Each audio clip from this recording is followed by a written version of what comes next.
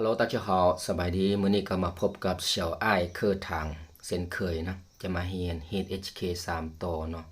6คำศัพท์แล้วก็แต่งประโยคเป็นอะไรก็ติดตามไปนำกันเลย1จ้าวจีจ้าวจีแปลว่าใจฮ้อนเนาะตัวอย่าง如果遇到事情你不要着急如果遇到事情你不要着急แปลว่าถ้าพบปัญหาใดหนึ่งเจ้าบ่ต้องตกใจหรือว่าถ้าพบสิ่งใดสิ่งหนึ่งนะเจ้าบ่ต้องใจร้อนเนาะ如果遇到事情你不要着急2总是总是ตลอดตัวอย่าง我总是很早吃饭的我总是很早吃饭的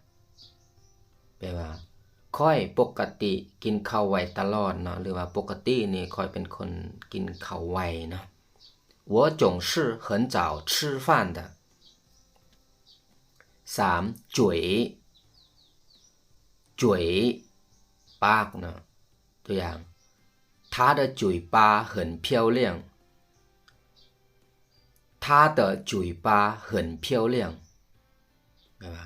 ปากของเรางามหลายเนาะหรือว่าศพหรือว่าปากของเรานี่งามเนาะ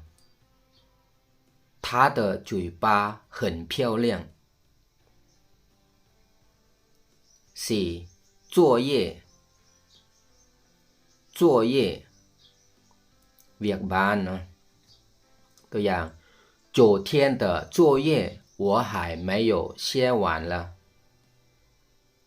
昨天的作业我还没有写完了แปลว่าเวียกบ้านของเมื่อวานนี้ค่อยยังบ่ได้เฮ็ดเทื่อหรือว่าเวียกบ้านของเมื่อวานนี้ยังบ่ได้เฮ็ดแล้วเทื่อเนาะ昨天的作业我还没有写完了5最近最近ระยะนี้นะตัวอย่าง你最近过日的好吗你最近过日的好吗แปลว่าในระยะนี้การดำรงชีวิตเป็นจังไดหรือว่าในช่วงนี้การดำรงชีวิตของเจ้าเป็นแนวใด你最近过日的好吗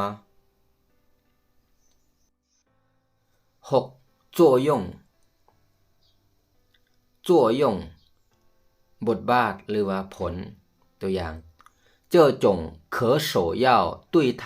没什么作用这种咳嗽药对他没什么作用แปลว่ายาแก้ไอนี้บ่มีผลหยังต่อเราเลยหรือว่ายาแก้ไอนี้บ่มีผลดีหยังต่อกับเราเลย这种咳嗽药对他没什么作用มื้อนี้เฮาก็เรียนหมดเพียงเท่านี้เนาะเจอกันในคลิปหน้าสำหรับมื้อนี้再见